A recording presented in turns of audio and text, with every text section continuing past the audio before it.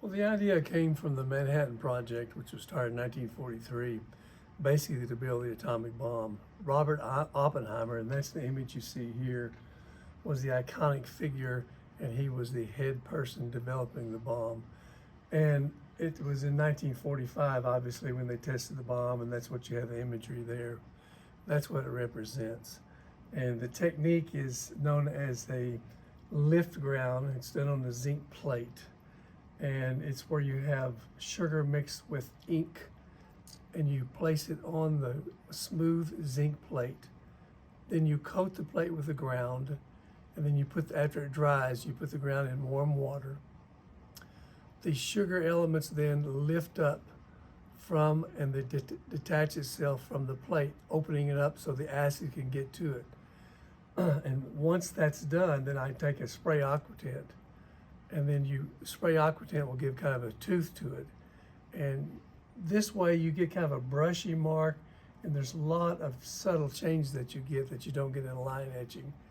It's one of these things where you can work back into it, but I felt like it worked well. It accomplished what I wanted to do basically the first time I did it. One thing I wanted to accomplish here was this kind of a brushy mark. And normally if you put a hard ground on a zinc or copper plate, you can take a line etch, roulettes, or different things, but it's not as spontaneous as a brush mark. And what I've used here, like I was talking about with the ink and the sugar lift, you brush it on just like brushing on ink. And therefore you have different amounts will be deposited, and it will allow different amounts of the ink to go ahead, and different amounts of the ground to be lifted at the time. And the whole terms is the fact that it's called a lift ground. And again, once the ground is lifted, then you aquatent it with a spray paint, and then you could adjust the value of what you want by the time you leave it in the acid. So it just gives you kind of a spontaneous painterly way of producing prints. This is all 100% a lift ground. Even my thumbprint over here is a lift ground. Did you put that thumbprint there to look No, that way? not at all, but I didn't feel like I wanted to take it away. And this plate is not burnished into, and it's not worked into a lot, like a lot of my plates. It was pretty much of a spontaneous one shot, and it worked, so I just left it alone. This painting was basically inspired by an etching I did called The Abyss, which had a generic tunic of World War I, and the person is staring into the abyss, which what I consider was the World War I. What I have up here coming from the skeleton or the skull, it's called Investment Saved, and it has the political context of the fact that a lot of American investors invested in France and England at the time of World War I, and they did not want to lose the war because they would never be repaid. So what I have up here coming out of the mouth, like I said, it says investment saved, sir. And then you have the investors over here, and then you have the skeletons on this side over here. That's kind of the story of World War I, of the United States getting into World War I. And then do you choose this very colorful, cheery palette as kind of an irony? It turns out to be an irony, but it's really, I rely a lot on just primary and secondary colors. You'll see a lot of blue and oranges, reds and greens. You know, I don't get into a lot of the tonals. I don't push the color spectrum that much. My importance is, I feel like it's the imagery. I'm not a colorist at all. I don't intend much. I have a kind of a basic germ to start out with, and from there the painting kind of takes off on its own. And you just kind of fumble around until it arrives at the place where you like it to be. I have really no preconceived ideas other than kind of the basic concept of it. I knew I wanted to have something that was based on the etching that I did of the abyss. A good idea is worth several images to produce works from. So there's nothing wrong with having one idea to be transferred to different mediums. But one thing I do like to do is a lot of scraping, overlayings, let the paint partially dry, then come back and scrape and scubble over the work, as opposed to laying down just an impasto. There's nothing wrong with impasto, putting the paint on in a thick, heavy layer, but if there's something that happens when you have a scraping effect. And I think that's probably the fact that I tend to view a lot of things like scraping into a zinc or copper plate. I even have some paintings where I put a complete ground over and then wipe the ground off afterwards. So it's kind of a patina on the surface. They're not as bright. The color, the chroma is kind of toned down on them, on those. And then do these all have a white gesso as Yes. the base layer? Yes, I usually have the white gesso. And I think this is oil on canvas, and I make my own stretcher bars, and I do a white gesso, and then I just start. Well, I want to also say I like the concept of, in a lot of my work I have stages set, the theatrical stages. Like for example, the curtains pull, this person's pulling the curtain back, and he sees the abyss. And you have the corporate person over here on the right side.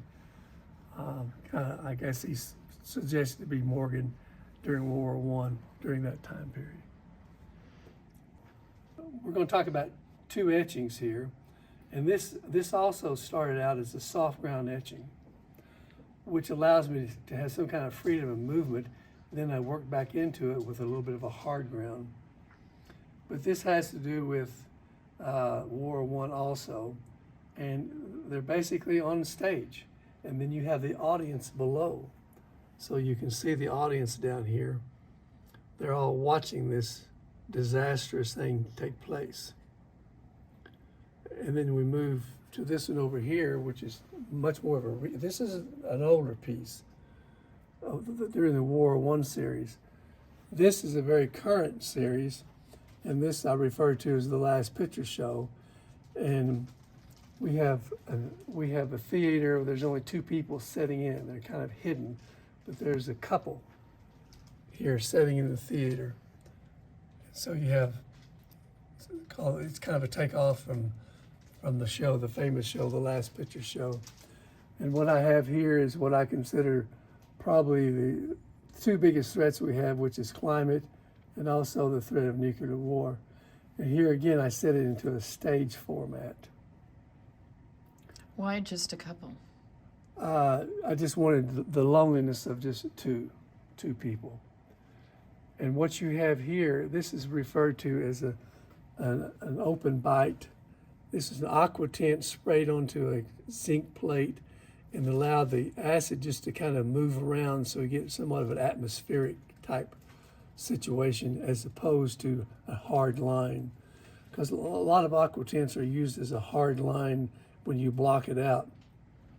But what you have here is this very organic, a lot of changes that are extremely accidental, and then you just kind of live with them, or if you don't like them, you can scrape them away.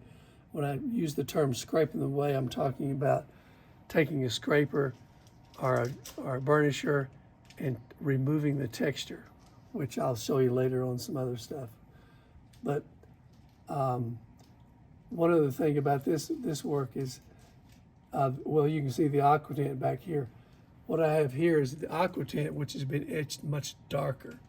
This aqua tint was etched very, very lightly on purpose. I did these two paintings, I believe in 2012. And they're paintings set in with kind of a construction also. And they're juxtaposed into a very geometrical color scheme that I used. And here, this painting has some actually collage work taken from a book of World War I. And the name of the painting is SOS, which has three meanings in this particular work. This happens to be Haig, General Haig of World War I, British chap. And what you're seeing here is the SOS. If you've been in the military and you've ever eaten the chow line, it was called basically shit on a shingle, which was chopped beef on top of toast. That's one for SOS. The other SOS is, it the fact that the SOS was the signal SOS, and then the other thing was SOS often refers to as the same old shit, and that's exactly what was going on during this time. And then we go from 1914, 1918, we go to, and this gets political here. This goes into Ronald Reagan. Then we have this big change in 1980 was a big change and getting the trickle-down relationship, or trickle-down economy. You have RR for Ronald Reagan, and then he's talking to Alan Greenspan, and Alan Greenspan refers to him, Ronald Reagan answers him by saying, yes, this will never be a problem. And of course, we all know the situation on that I do have the proverbial drips coming from the tips here from the triangular pieces. And this is a rather stilted painting of Reagan, and that's done on purpose. I'm not trying to be fluid in this. This is kind of a different view of Reagan. And I know Reagan's very popular in a lot of sets and so forth, but my own personal opinion is that Reagan, along with the Lewis Powell memo, started a major change from the 70s on into what we're facing now, which was the trickle-down economy. Why did you decide to etch this grid in the background of Reagan? Or in size, maybe that's a better word.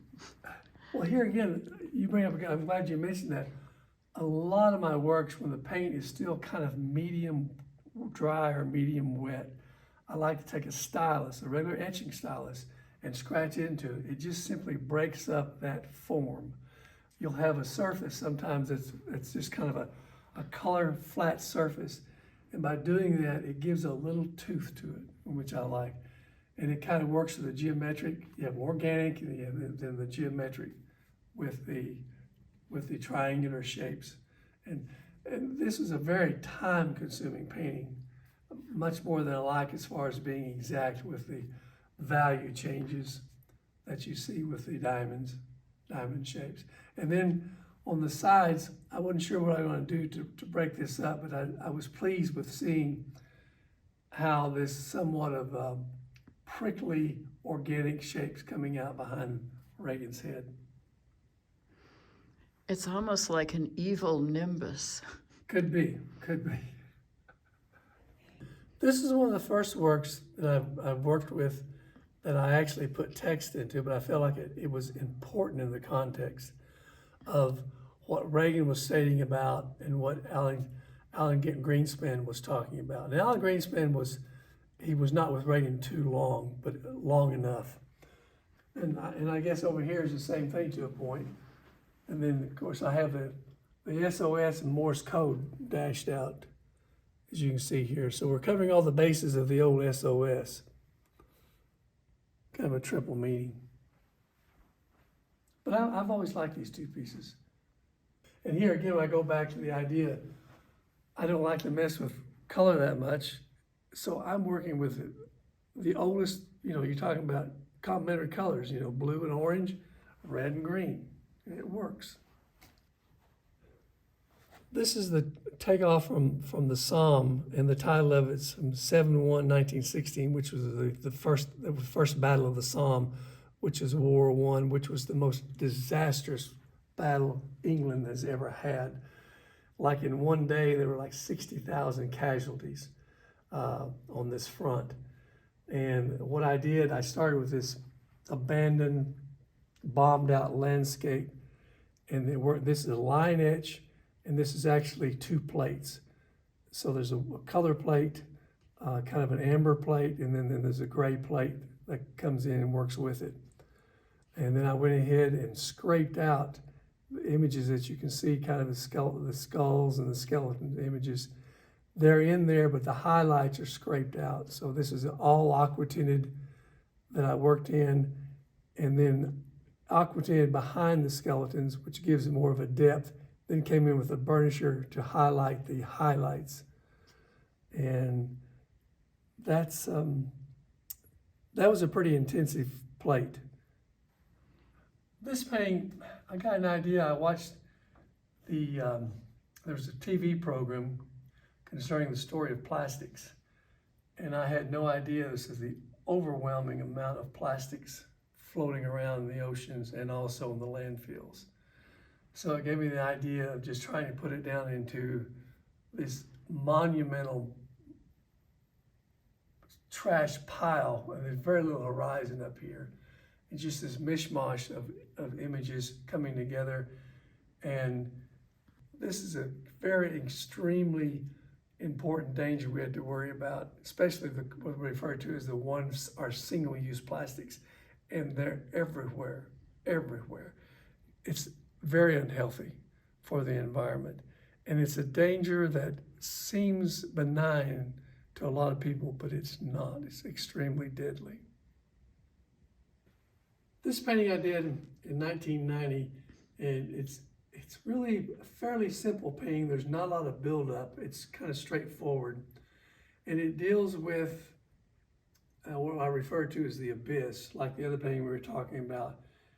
But here again, we have the theatrical curtains, and we have, what I've incorporated here is the amount of prosthesis and the amount of damage done to the combatants after returning after World War I. I mean, it was unbelievable the damage that they had and the very hardships they had to, to overcome because of deformities due to the war. This was taken from a photograph of one of the images I saw in the World War I book. And I like the idea of the elongated neck. And of course you have the bone sticking out here of the kind of semi-amputated, well, it's not semi, it's just amputated arm. And then you have up here, you have the abyss. They're walking into the abyss, and then you have somewhat of a nature with shadows on the top part. Referring back to the your dual portraits over there of Reagan and Haig, is it important to you for viewers to understand these symbols that you incorporate into your work? Or do you think that those symbols work on people in some kind of subconscious way? I think if someone is attuned that they can understand what the symbol is, it makes the work more meaningful to them. In other words, they don't just they don't bypass it and look at it and understand just to see the work. They understand it at a different level than you normally would, and that's one of those things I like to kind of hide and not be so obvious with, and that's throughout the work. And also with my titles, the same thing. What's the most powerful image you've ever created? Oh, that's a good question. The most powerful image, I would say the bird. And I've used the kind of a raven, modified raven. And through my work, I have a lot of the images of this black bird that's observing what's going on. So that image, I never get tired of that image, period. I hate to use the cliche of canary in the coal mine, but they are a very good guidance of what goes on. But in my case, I find that the graphic image of the bird is strong, and I use it whenever I feel like. A lot of times it just props up. I never get tired of it. Okay, I did a series along with the ones I did of Reagan and Haig, in kind of a combination of painting being image floating in a canvas onto a construction. And this one has to do with 350 parts per million of carbon dioxide. And I have this kind of somewhat representative image of a piece of coal. And inside here is a collage of an elephant I took out of, my mother had a 1923 unabridged dictionary that I abused and removed the image of the elephant. And here I have the individual observing somewhat over a fence or whatever. And I have somewhat of a trompe-l'oeil image of a paper being behind the scenes of the obvious smokestacks of petroleum. And I realize that, you know, we all live in the Panhandle. There's a lot of petroleum-based products, and they're produced here and everything. But this represents the classical, the triangle, the three triangles, the three groups I have here are the columns represent kind of a classical triangle. And then you have that mixed with antenna and the fact of the smokestacks. And then you come down here to have the other parts. It all boils down to we're not recognizing the elephant in the room, and there it is. Earlier I was talking about the image of the raven, or the raven-like bird, and I decided to go ahead and just bring out the bird itself and just have it very large and have it occupy most of the space. And what I have here, we titled it the Observer. And this is a zinc plate, just a simple ground and line edge. Line edge over and over and over, so you get a kind of a complex system of different values of the line edge. And you can, it depends on how you wipe the plate and so forth, it'll vary a little bit. But that's all I want to do, was just get the idea of this is somewhat of a lone observer. And so I've taken the image of the raven bird out of a lot of my works and just put it into a single format. Do you always represent it in profile? I do, because I think the profile is interesting. And a lot of times they'll have, like I said, this is not a realistic bird, but I like to counterpoint the beak with the images coming behind, which you have actually comes into, you have all this negative shape up here. I'm not a sculptor by any means, but I did this painting first, and then I found a home for these other objects after I did the painting. And this painting, I built this whole system on the idea of the pentagon, 5 different shapes, are the 5 units the same, making a pentagon shape. I had other ideas for it, but I bought this at Nancy's store, this table, years ago, and I liked the table, and I just put it on here after everything was painted, because you can see here I painted the environmental concept of the ravens, and on this side over here you have the smokestacks, and again you come back to have somewhat of the armament of the Pentagon. I just kind of worked with it, and it felt, it's referred to as assemblage, or the found object. This piece here I had a studio in Hemp Hill when I lived in Fort Worth. This was on the road, been run over by many, many cars. I have not changed it at all. I've used this image in painting, the same subject in painting and also in etching. It just attracts me the way it was done, the way it was put back together. And so I placed this on top, and then down below I have placed 2 different skulls. And then there's a tortoise shell on one side, and then there's a piece of coal on one side. I don't know if you can see it or not, but it's that there. And then I have these images intertwined between these dry twigs coming around. But again, it's based on, if someone understands it at a depth, it's based on the pentagon, the 5-sided figure. But I have the 2 big threats, pretty much the environment and the military complex. And why the tortoise shell? Environment. The tortoise shell is totally eaten away by ants, which is a natural form, but it leaves a very nice record of what was once alive. But the head's not been embellished or anything, it's just raw.